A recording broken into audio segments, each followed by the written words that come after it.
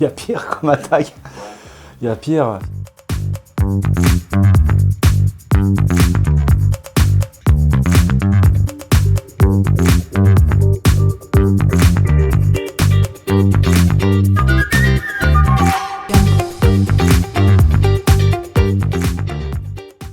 Je parle simplement des clubs, donc oui, l'année où on a été champion en 96, de mémoire il me semble, si ma mémoire ne fait pas défaut, je crois qu'on avait été champion à 5 journées de la fin.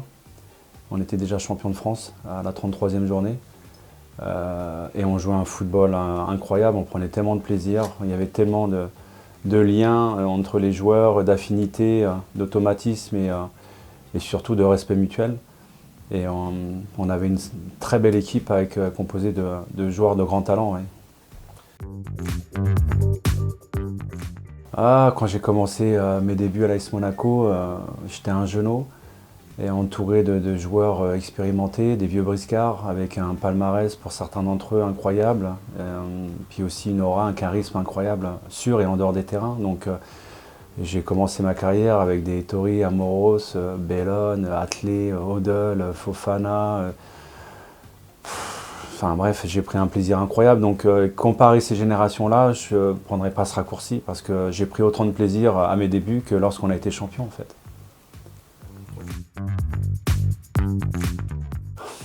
Il y a pire comme attaque. Il y a pire. En plus, il y a d'autres joueurs également. Il me semble qu'il y avait Dan Petersen aussi avec nous, le Danois, qui était incroyable. Il y avait Ali Benarbia au milieu de terrain. Il me semble qu'il y avait Enzo aussi, Chifo, de mémoire. Je ne suis pas certain. Où il est venu après, je ne me rappelle plus. Mais c'est vrai que l'attaque, quand tu regardes la carrière de ces joueurs-là, que tu as cité, elle est juste incroyable. Ils ont eu des statistiques et aussi leur façon de jouer. Entre Sonny, David et Titi. Quand je regarde la progression qu'ils ont eue, moi je les ai vus arriver comme des gamins au centre de formation. Et donc j'ai été témoin justement de leur progression. Et c'est juste incroyable. À aucun moment on s'imaginait qu'ils pouvaient atteindre ce genre de sommet. Même si on était conscient des qualités qu'ils possédaient, mais il fallait juste qu'ils les peaufinent et qu'ils les développent encore plus. Et sincèrement, ça a été incroyable de jouer avec eux parce que c'est facile de jouer avec des garçons comme Sonny, David ou Titi, quoi. Il y a beaucoup de complémentarité entre ces joueurs-là en plus. Donc quand tu es au milieu de terrain, à l'époque, je me rappelle, j'étais monté d'un cran au milieu de terrain et c'était un régal de jouer avec ces joueurs-là, quoi. Dans le déplacement, dans la relation technique, un simple regard, un simple coup d'œil et on savait tout de suite ce qu'il fallait faire, quoi. L'impression que j'ai sur cette saison-là, c'est qu'on survolait les débats, quoi.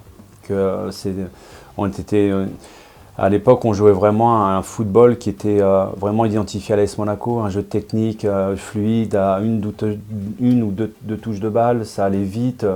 C'était non seulement je pense que c'était un plaisir à regarder, mais c'était surtout un plaisir à jouer. Ouais. Je trouve que l'AS Monaco a une très grande base de fans à travers le monde ou la France.